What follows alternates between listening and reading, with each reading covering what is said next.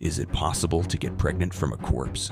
As unbelievable as it sounds, this case is real, and it's far more disturbing than you can imagine. Today, I'm going to tell you a story that proves reality can be stranger than any fiction. Throughout history, there have been pregnancies that defy all logic, like the case of Fyodor Vasiliev's wife in the 18th century, who had no less than 27 pregnancies and gave birth to 69 children. Incredible, right? But that's not all.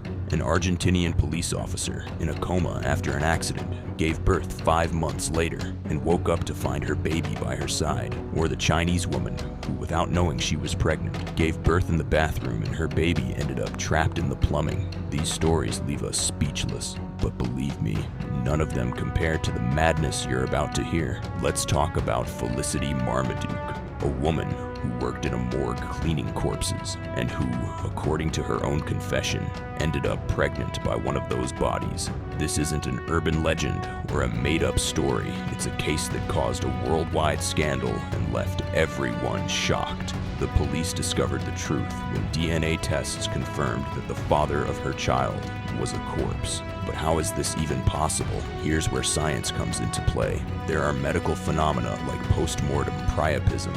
In simple terms, after certain types of death, such as hanging or execution, the body can present an involuntary erection. Studies show that in around 30% of these cases, semen release can occur. Now, imagine this. Felicity, during her routine work, encountered that scenario and, according to her confession, decided to take advantage of it. The level of mental disturbance is indescribable. She not only had relations with a corpse, but never thought that such an act could result in the creation of life. The police arrested her, the case went public, and society was left in shock. And if you think the story couldn't get any more twisted, brace yourself. From prison, Felicity announced she was going to sue the deceased man's family for child support. That's how far her madness went. Can you imagine someone so detached from reality that instead of feeling shame or regret, they sought money from the family of the deceased? This case is the perfect example of how far the human mind can go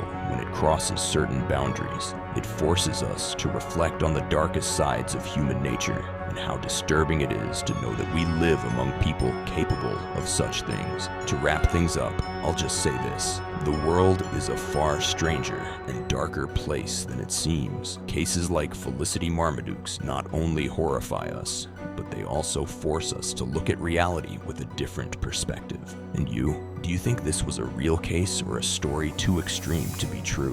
Whatever the answer, one thing's clear. Humanity never ceases to surprise us, and not always in a good way. See you in the next video.